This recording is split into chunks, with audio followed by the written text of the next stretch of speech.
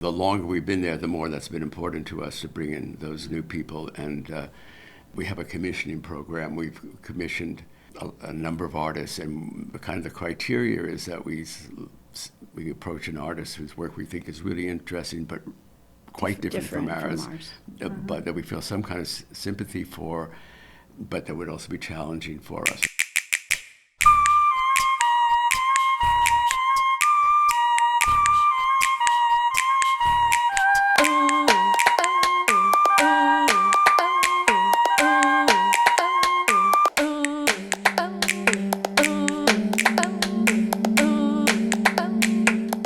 Welcome, friends. I'm Kristen Merding, and this is Torches. Today we have the prolific Ellen Maddow and Paul Zimet. Ellen and Paul are both award-winning multi-hyphenate artists who founded the Talking Band over 50 years ago and have been working in New York City since. I'm really excited to have this conversation. Welcome, Ellen and Paul. Thank you. Hi, Marty. Yay. Kristen. So you guys are right at the beginning of downtown performance. Can you talk about how you came to be in this community? My road into it was not direct. First of all, I guess, I had loved theater since I was a kid. My mom used to take me to shows. I went to Columbia College before they had a theater department there, and the Columbia Players used to do shows. But I went to Harvard Medical School for a year. I spent most of that year directing shows over at Harvard College. I realized it wasn't for me, so I came back to New York thinking I would be a director, and I directed a show at Judson Poets Theater at Judson Church, and was looking around, was studying with different people, studying Shakespeare, doing that, and then a friend, Marcia Jean Kurtz, who was a friend from high school, said, I'm working with this company. You might be interested in doing workshops, and it was the Open Theater. And she said, would you like to come? And I came, and I just looked at it, and I thought, oh, this is really interesting. So I joined a workshop with the Open Theater that Lee Worley was running, and after a while, Joe was starting a new project, which was The Serpent, and he invited me and Tina Shepard, who is also a founding member of the Talking Band, into that work. And I spent the next 7 years with the Open Theater. That was really my school. Mm-hmm. We used to bring in all kinds of artists and non-artists, people like Susan Sontag and Joseph Campbell, singers, Jan DeCatani, and dancers, Carla Maxwell, and people to teach us stuff, Sufi people and voice people, Kristen Linkletter. And so it was really an education as well as an education how to create theater. That just hooked me on creating work as an ensemble, where you felt invested in the work, where you felt you weren't just an actor giving a part, but you had input. You were also called on to write, to generate material, and being really inspired by Joe's way of looking at the world and looking at theater as well. So. Incredible. I got to work with him later, much later after he'd had a stroke, and I studied with him at NYU. I got to take some amazing classes, and he also was a deep influence on the work that I've made. Yeah. How about you, Ellen? How did it come about? So I'm a little bit younger, and I went to Antioch College in Ohio, and I was really into theater, but again, my parents took me to the theater, and they were both in the arts. My father was a screenwriter, my mother was a dancer with Martha Graham. So there was a kind of legacy already. But I was just about ready to give up on theater. I was like a senior in college. I felt people were very self-involved, and it wasn't that interesting. And I thought there was this other kind of theater, maybe, where you could, have input into what it was about. And then there was this thing called the Great Lakes College Association thing where they would send you people to do stuff in New York. So they said, oh, there's this theater company that you might be interested in, and it turned out to be the Open Theater, and they had just, Joe had just made the company a lot smaller. So I was the intern, me and Julie Taymor, actually, which is strange when you think about it now, making the coffee and sweeping the floor and stuff like that. But you know, as soon as I started watching them, I was really, it's like, this is what I want to do. This is amazing. Joe is amazing.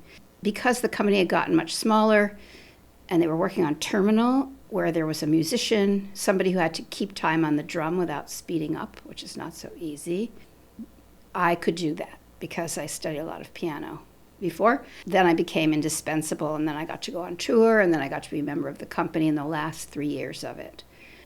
That was the way in. And then when I can go on. When the company ended, a lot of it there had been a kind of thing of being very suspicious of spoken language because it was kind of leading you astray.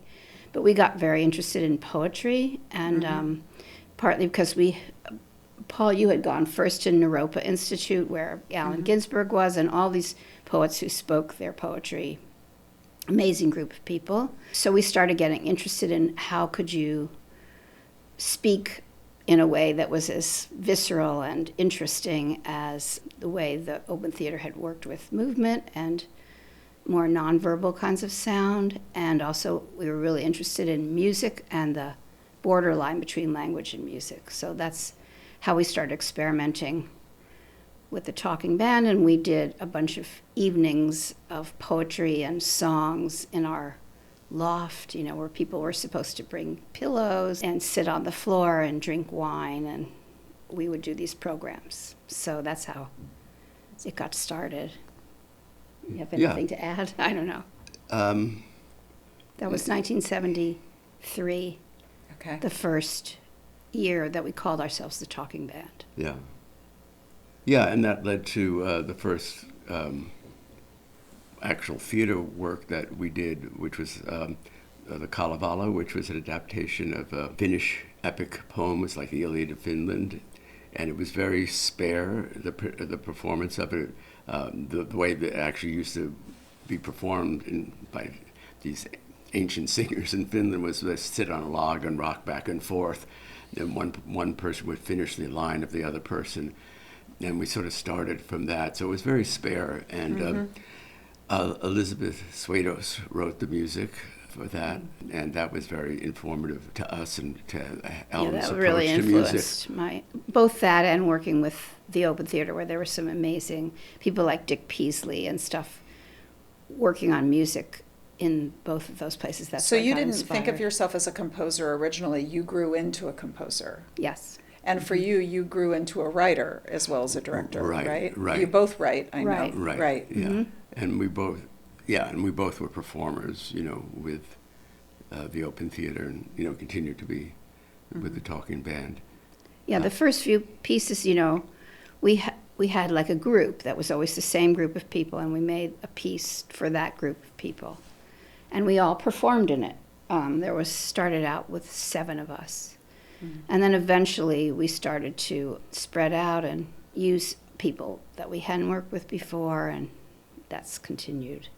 Yeah, and I think that broadening also happened when we felt that we sort of were getting this thing with the language and music relationship under our belts. Not that you ever get it totally under your belts, but then we start to really spread out, and the production became not as spare. We worked with wonderful designers, and ultimately with choreographers, and so that became very multi-layered. The work. Yeah. How has your creation process evolved over time? That's one part of it, is bringing in not the same ensemble members, but different ensemble members on different projects. But you do have a lot of people who you work with project to project. Yeah. The trick in kind of longevity in a company is both how you keep things fresh, but also how you build on what you've already done. So to find that balance of, people who have a certain shared language or certain shared skills, but also then bringing in people who have totally different approaches. And the longer we've been there, the more that's been important to us to bring in those new people. And we have a commissioning program. We've commissioned a number of artists, and kind of the criteria is that we approach an artist whose work we think is really interesting, but quite different from ours. But that we feel some kind of sympathy for, but that would also be challenging for us, and say, make anything you want with us, Can you give some examples of artists that you've worked with that way? Yeah, so we commissioned Taylor Mack, and this was actually came out of the first time we worked with Taylor was in Lily's Lily's Revenge, Revenge, which you yeah. did it here, and I directed the first part of that, and the Talking Band was in that. And after that, we commissioned him to write a work for the Talking Band, which was The Walk Across America from Mother Earth. And just like doing that, sort of opened up this whole new world, both the Lily's Revenge and this, because, it brought us into this whole world of burlesque, cabaret performers, but a very different style, very presentational, sort of, kind of directly to the audience. And we still work with some of those people that we met in Lily's Revenge. And we continue to work with those people, and people like Machine Dazzle, his designer, his extravagant, gorgeous costumes, that kind of thing, sort of also then became part of our work. And since then, we've done a number of commissions. We've commissioned Ralph Lee, the puppet maker, Senator Highwayman, which we did a piece 2 years ago, the following evening. It was gorgeous. Thank you. I loved Yeah, that. it was so really much. It was interesting so working. moving. Yeah. Yeah. We worked with him on it for a really long time, partly because the pandemic was in the middle of it, and we started doing things on Zoom, which nobody had ever done. But we were so freaked out that they were a couple who also does theater together. Mm-hmm. They're about the same age as our children, but I always thought of them as, contemporaries. And so it was a really interesting exchange, I think a really strong relationship. And, basically they were interviewing us a lot, and it was like a fictional version of ourselves that the play was about, kind of. Some people believe all of it was true, but some of it was about them, really. But it was also, in terms of learning for us, it was, first of all, their work was very movement-based, but in a very specific kind of way, kind of very simple and gestural, but it's actually quite complicated. We had to learn these. We had to learn these these long, long sequences of movements that then were broken up in different ways and used with different texts, and it was. It was a challenge, but it was really fun. But more than that, their style of acting is very pared down, and they kept saying, it kept making us act less, just cut this down. And at first, it was very resistant. It's kind of like, because Michael Silverstone, who is one of the two artistic directors, would give a line reading, and I said, God, that's just totally flat, But then I did it, and I sort of really learned the value of how much of it was coming out with a kind of very, very simplified kind of performance style. Mm-hmm. So, yeah, that was really interesting. We learned a lot. We learned a lot. Mm-hmm. And then we commissioned Anne Bogart to do a piece Existentialism that same year. And we had worked with, back in the 80s, on a play, No Plays, No Poetry, which we did at Ohio Theater. That's the first show of yours I saw. Yeah. I loved that show so much. It was really great. And that was 3 theater companies. It was actually Ultra Banda, right? And hers was called Via Theater at that time. That was Anne's, and then Talking Band. So it was a collaboration between those 3. But we hadn't worked with her since the 80s, so we've been friends since then. So coming back to working with her, and her style could not be more different than from 600 Highwayman, because she's just like this. Everything's really quick, and try this, try that. That's good. That's not. She has very quick mind. It's kind of like, oh, I know what we're going to do, and just you sort of jump in to it. And it was totally devised, which is not how we usually work anymore. Mm-hmm. We generally write our plays beforehand, even though we have a lot of input from whoever we're collaborating with. Mm-hmm. Either us or somebody else writes the play more often than we devise it from scratch, which is what we used to do at the beginning too.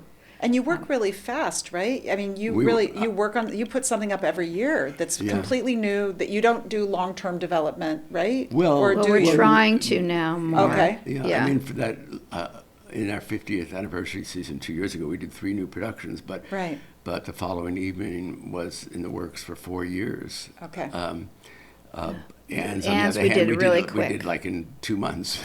And then Shimmer and Herringbone was also developed over a long period of time. And that was another. Now we've also commissioned Olivera Kajic, the costume designer, to be a lead artist in our last piece. But in that one, in the Shimmer and Herringbone, it started during the pandemic. When it started during lockdown, she sent these boxes of pieces of costumes to people at their houses, wherever they were, because some people left the city, and well, there was about 7 people or something, Yeah, right? there were about 5 and then different and then they cities. got these boxes of goodies, and then we tried to do these online workshops and try to come up with characters, and so that was the seed of the idea for that show. And then we built on that, and then we could see each other face to face again and be in the same room. And it was so joyous. It was so joyous, yeah. How do you balance experimentation with craft? Yeah, we were talking about that. I think it's connected. I think there's a kind of meticulousness that we always use because that is kind of the experiment. It's like you can't figure out whether it works until you get it really, really precisely like you imagine it. Do you think that's true? Yeah, but I think also it is experimenting with the form. What form then will be the shape of that piece, and then trying to then, when we have it, work meticulously. So, I mean, Ellen, you've tried lots of different structures for pieces like the last piece, Triplicity. It was really mostly a series of monologues, but that they were interlinked by all these kind of internal repetitions. And it's sort of a musical form that there's three lines of, there's it's the old way of doing music before there was really harmonic structure. There's like 3 almost melody lines, 1 in the middle and 2 that you could listen to any one of them and they would be complete, but then the way they go together. So I sort of had that as an idea of how to structure something. Yeah, and then like in Panic, Euphoria, or Blackout, you had the other. This idea of a story goes in a circle, that it starts at a point and ends back up at that point, and that sometimes people, like I think they use the example of Abraham and Isaac story, like why would God say you should kill your son? But if you already knew that he was going to change his mind by the end, and that there was a trial, that the story has a circle, goes back to the beginning, and that there's a bunch of stories in history that are, in the history of stories that are like that. So I tried to do, and there's a turning point, and it goes back after the turning point. So which is really different than a traditional dramatic structure, which moves in a line in some way, or moves like so that. I messed with that, to see what would happen. Does your identity inform the work that you all make? It definitely did in the 600 Highwaymen collaboration, but does it usually inform the work that you make, do you think? I mean, I think that I always make pieces that are about whatever I'm thinking about, or how I would like to be if I could be perfect. Or, there's always this friend of ours says all my plays are about a default utopia, which is usually like a random group of people that becomes a family with each other, and it seems to be something that I strive towards in sort of community, that. And also, I think we're both very influenced by, we like to read, we read a lot, and so whatever we're reading has a big influence on what we make, in addition to whatever's going on in the world. And I think I'm a curious person. I'm curious about learning things. A lot of that is through books, but it's also about seeing what else is happening in the world or other people's work. In terms of personality, I try to find a kind of balance in my life. Theater is like my main passion. I'm also very involved with my family. We have kids and grandkids, and I've been practicing Aikido for more than 15 years. I teach Aikido. Ellen and I have been doing mediation as in the court system for the just as volunteers for the last 12, 13 years. All those things become part of my life and my work, and I think it's also I don't know. I want the work to be really surprising and fresh.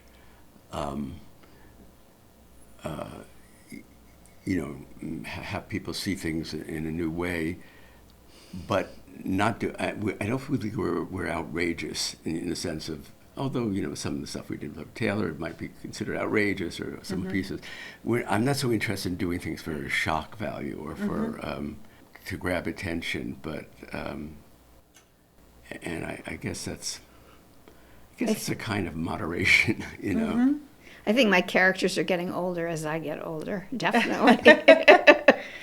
I love, was it Shimmer and Herringbone is the one with all the people in the dance class together? Oh no, that's Lemon Girls. Yeah, Lemon that was Girls. the one before that. Yeah, right. Yeah, I yeah. just love that community of people and the way that they informed each other and fed off each other. And that was really based on this dance class that I do take, I still take it, and how people seem like these kind of old people, and then you start talking to them and find out they're like, oh, especially since it's our neighborhood down there, artists and teachers and people with like really interesting imaginations, even though they're not dancers. And that was kind of the impulse behind it, like how you find out about people the more you know them. And I think that's been a sort of a through line in our work. I think we had it in our mission statement at one point, it's to find the extraordinary in the ordinary. And I think both our work, we're really interested in kind of what's that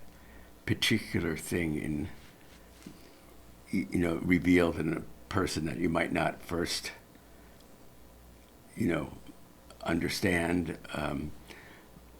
or just like in Triplicity, our latest work, which is about three ordinary New Yorkers. At first, they just seem like the initial character keeps repeating, there's nothing to say, my life is so routine. But as you go on, you realize it's not. And part of what lifts it up is how their lives are lifted both by the language and the music that sort of supports them and heightens the kind of life that they get to live. The life that out they of get the to quotidian into the extraordinary. Right. Yeah. Right. Yeah.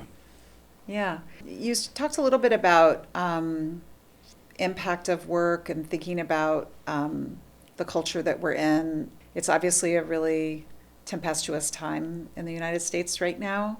What do you think about the role of your work, or that artists should take in this time when we're in so much turmoil as a country? Yeah. And the field is in turmoil too, but Right. more the country. Let's talk more about that. Yeah, I mean, I think that's such a tricky question. I don't think there's necessarily one answer for all artists, and also particularly what country you're. I think Joe Chaikin had this sense of that all work is political that you do, either by default or by intention. So if what your work is doing is just presenting what's the most shallow, unexamined part of our lives, without suggesting any imagination for alternatives, that is by default a political thing. Yeah. So there is a kind of a responsibility to present some kind of alternate understanding than what is more and more, fed to you by. I mean, we thought it was bad in the 50s, but it's like really bad now. Just the lives that are repeated over and over again. As truths. I think there's kind of a responsibility, to present something different.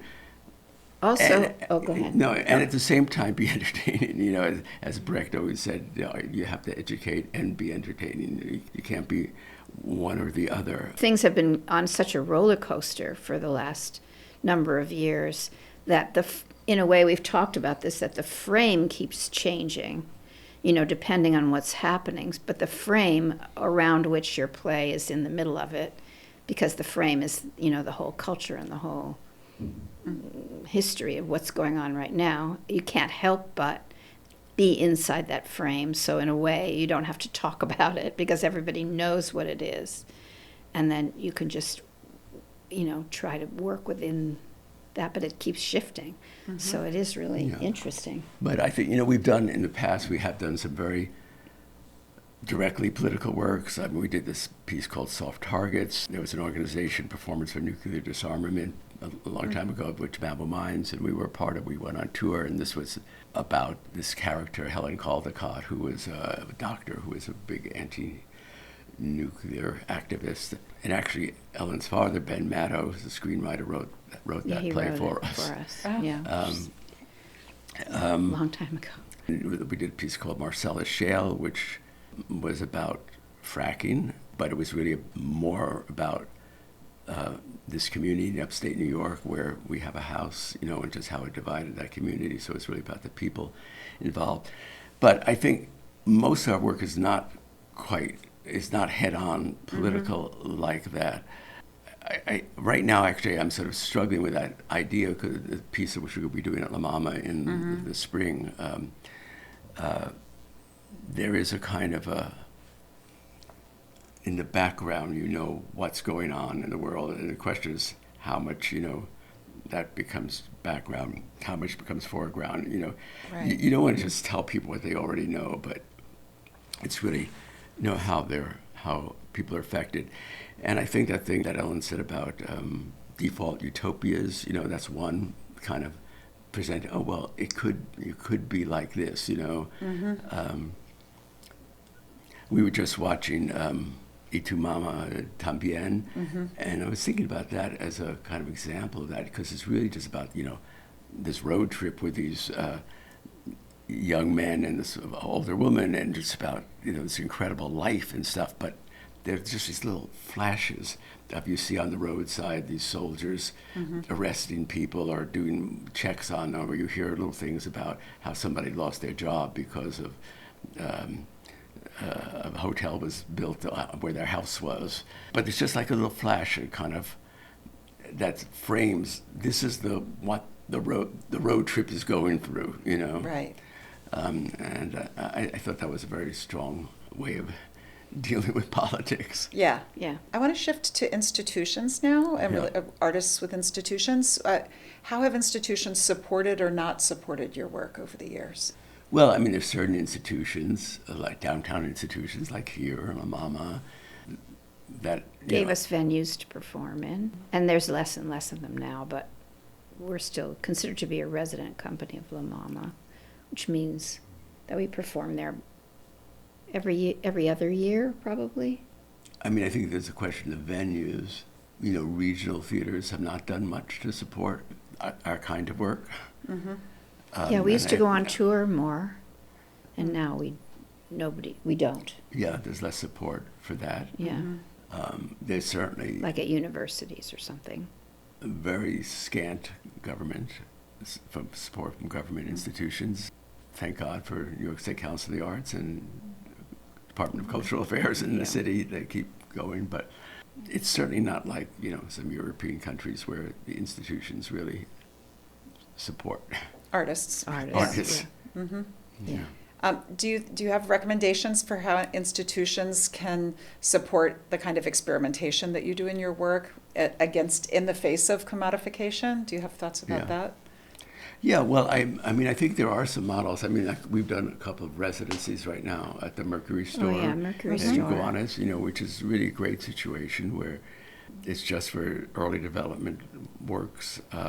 They pay everybody. They pay everybody. They have give you a beautiful week, space. to do whatever kind of experimenting you want. Yeah, it's a magical residency. I had one earlier this Yeah. spring. Yeah, it's amazing, right? Yeah. And I think there are a couple of other places that are doing. Somebody was talking about another one. I forgot the Well, name. I just noticed in Red Hook with the Coffee Street Studio. Coffee Street Studios. Yeah, it's Yeah. a Java K. Chalfant and Yeah. her partner. I'm Yeah. sorry, I can't remember It his sounds name like right they're now. trying to do something like They're that. doing some residencies, and Yeah. it's a great space. Yeah, in I've been Red in Hook. that space. We actually Yeah. did a film there with Kim. Oh, great. Yeah. Kim Whitener, we're talking about. Yeah. Yeah. My partner at here for over 10 years. Yeah. Yeah. Yeah. So I think that kind of model of supporting the development of work. But I think if the larger institutions were a little more daring and to present work like ours. I mean, understand. Years ago, actually, when we did No Plays, No Poetry, Anne just became the artistic director of Trinity Rep. And she started off her season with No Plays, No Poetry. And then she had this very challenging season, and they lost a lot of their, subscribers. And then they got rid of her after a year. Yeah. So it was like there was a really bold person trying to do some bold stuff, and it just was not supported by the institution. And so it just really needs, people with guts and saying, well, look, this is also what the theater is, and we'll give you your Christmas Carol, but we'll also Right. do this. Yeah. How has the downtown scene changed since you've begun? Well, as we said, I think I said there's less venues than there were before, like the Ohio, which was always such a great place, moved and then disappeared, Yeah. and a lot of other venues too. I think that when we were younger, we could work part-time and still have enough time to do our theater work because rent was not so expensive. So now when you work with young people, they have like 10 jobs and they're, it's really, really hard because it's so expensive to live. So that makes it just more challenging. Yeah, because we are always trying to work with young people in our shows, and yeah, we really have to accommodate that they have another job, 2 other jobs, and stuff like that, and working with them. Yeah, it's tough. I think it's much tougher. You have to have a lot of grit to. Yeah. Do you think the spirit of downtown still exists? It's certainly not geographically limited the way it once was. It's like all 5 boroughs. Right. But Definitely there's a lot in Brooklyn now. I don't know. What do you think? Yeah, I think there's a lot going on. I think there is, despite everything, a lot of really interesting work and people really trying. So I think in that sense the spirit continues.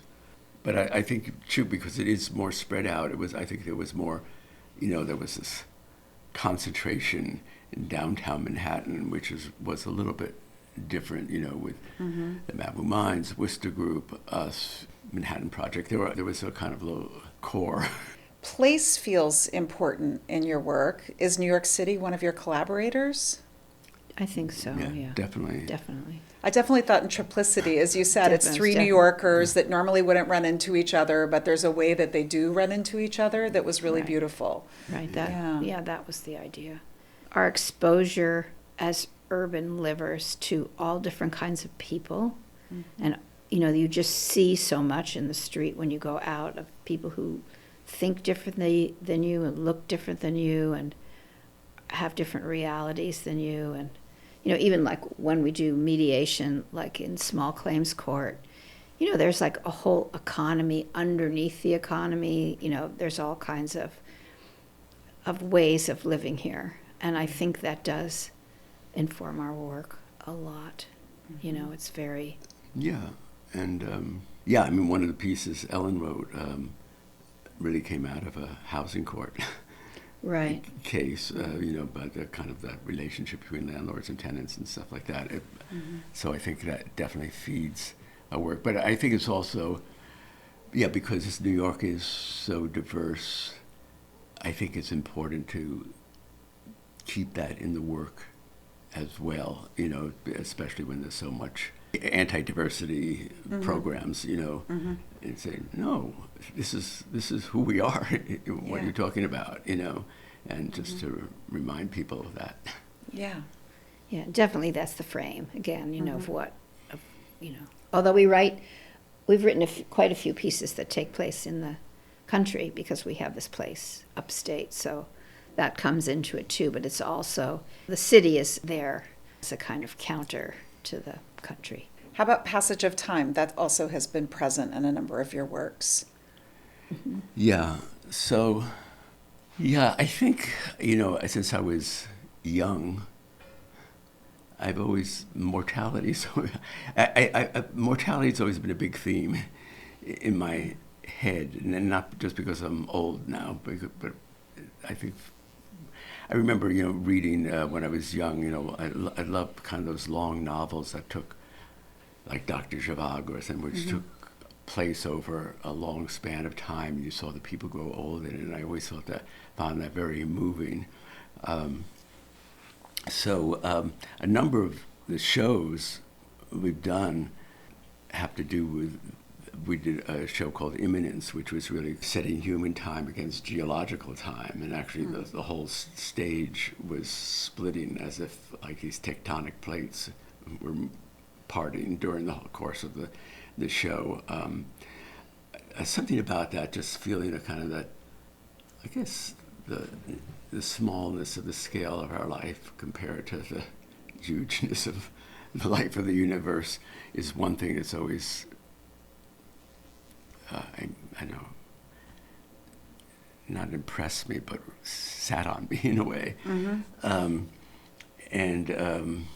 Then one of the shows we did was called The Room Sings, which was actually about our country house, which had a history of like, we kept hearing these stories of the many generations of people who lived in this house. It's from the 19, it's over more 100 years old and all kinds of. So it was kind of like the story of these generations as told by the house. And I think part of that was influenced by Virginia Woolf's To the Lighthouse, where there's a beautiful section which is just about how this empty house is changing in the season when nobody's there and decaying, and just, a kind of gorgeous passage of time in this house. So actually Ellen played the room. I played the room. in that thing. And this latest piece which I'm doing now called The Door Slams, the Glass Trembles, it's sort of inspired by Thomas Mann's The Magic Mountain. Not so much the story, but the way he deals with time, because it takes place in a sanatorium. I know the stretch of 7 years that this takes, the way time contracts and expands and distorts. And what's remarkable about the book is the way he makes the reader feel the way time is changing, the way the characters are experiencing the way time is changing, how the reader can experience that too. So that's what we're trying for. The challenge is how to make the audience experience that kind of malleability of time. And I think the other thing about time is that it's very connected with music. Music, yeah. Which is very important in our work, because of course music has time signatures. It has affects the way shifts. Yeah, it affects the way you look at things. When you hear something and it changes.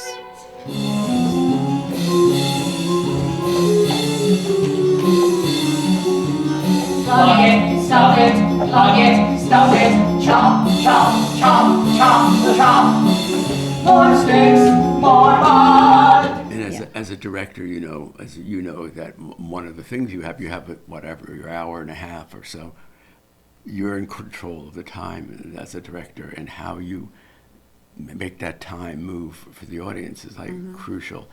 So sort of always aware of that. And I think another element that's kind of important, and particularly because of Ellen's music, but like was clear in Triplicity, but it's also in other works, is the way repetition makes you aware of time. And I think repetition is like a very powerful tool, especially when something repeats, but when it repeats in a different form or a different context. So you're hearing the same phrase, you're seeing the same gesture, but it's now in a different context. So you see it differently. In the church, I worship the small. She worships the small. I worship. She worships the small. Beckett said, habit is a great deadener, so time can be just a repetition without change can be like deadening, but repetition with variation is really interesting. I want to harken back to something you talked about a minute ago. You were talking about mortality and aging, and how are you thinking about our culture, which so much celebrates the young, as your elder artists? How are you thinking about that in your art making? Well, I feel like actually in the last couple of years I've gotten more attention than because of being old. In a weird way. You would think it would be the opposite, but we've gotten lifetime Obie Awards. I just got this Tooth of Time Award, which is for a distinguished career, and then because we had our 50th anniversary, that became like a kind of an interesting thing. Oh, they lasted 50 years doing this, and so let's go see. So I feel like And, people ask me to be in more readings because they need an old lady, and there aren't so many, maybe. Even though I know that one of the things that happens when you get older, and I definitely feel this, is you become invisible, which is in some ways a relief, but also can be very, strange and make you feel like you're not there for a lot of people. I'm curious if you feel that too, because I've heard a lot of older women say they become invisible, and I'm curious if you feel that way as a man. I don't know that because I don't know, I don't know if I'm aware of myself as so visible before, so I don't know if that's a... Well, maybe that's because women are, maybe there is, when you're younger, people are like, bothering you or looking at you. There's a lot of people looking at you when you're young, in the street, let's say, or even at a party or something that you have to navigate when you're a young woman, and then it goes away. But maybe men don't have that so much. I don't know if it's true of all men, but yeah, I think so. But I think in terms, I think it's true that, people are looking for the new thing. You're more likely to be covered. Sometimes, if it's younger, the newer. But I don't think there's a conflict, between. I don't feel like in competition with young people in any way. I feel I'm very excited to be around and working with young people. How do you define success now, and has that changed from the way you thought of success 30 years ago, 20 years ago, 50 years ago? I don't know what it is anymore. I feel like if you get to do what you want to do and people relate to it and come up to you afterwards and say, oh yeah, that was great, I really understood something, or it changed the way I looked at things, or that's really great. And even though maybe when I was younger, I wanted so many people to see me, my work, and that hasn't, I haven't become famous, right, except in a small world. And I don't know, so maybe that used to be, and you don't get reviewed anymore or something so much. I still feel like I'm learning that that's not so important. Yeah, I think I feel the same way. I think when I was younger, I sort of had the idea, it would be great to direct an opera at the Met or something, something really large like that. But now I'm just really happy to be able to continue doing work and creating work, and that there is a group of people who really, respond to it and seem to be grateful for it. So that's success. Yeah, that's getting into legacy now. So are there other things that you think about related to legacy and what you offer to artists that are coming up? Or some people have a couple of times in the last, we went to a class of our friend Alvin Eng. They were really young, and they had come to see Triplicity, and they were really interested in how long, and they were interested in us as people who had managed to do this for our whole lives, and as a kind of model, of and then there was a person in our workshop in the Mercury store last week, who was also a younger person. She's like, I'm so glad I met you because, my partner and I have been working on stuff. We've been working together for 10 years, but it's possible to go through your life and still be doing it and have children and, and not give up all that other stuff and still manage to do theater for a long time. And they seem, inspired by that. Mm-hmm. The longevity and the fact that we keep being creative even when we're older. Yeah. Like she said, I have a grandmother. She's your age. She doesn't even know who I am. And here you are, and you're doing this kind of thing. So I'm like, oh God, but still, yeah. I think, theater is ephemeral, and it's there in the moment, which is one of the things that's both really attractive about it and really sad about it as well. So who knows, whether any of the work will last. We have our archive at NYU Bob's Library and stuff, but who will look at that, I don't know. I think the legacy is just really in people who've seen the work, and hopefully young people will sort of been inspired by that and carry on. Yeah. Well, you all have lived a very productive artistic life. What do you think is possible today for artists to try to live a truly sustainable life? What do we need in our field to support artists to create in the way that you've been able to create for these 50 years? Well, it would be nice if there was more support Yeah. from the government or somebody, for it to be taken seriously as an important part of culture, because it is. It should be supported. And so it's like, in spite of everything, you manage it. But it would be nice if it was a little bit like, oh, this is important, Right. not just what kind of sneakers, but, this other Yeah, kind I of. mean,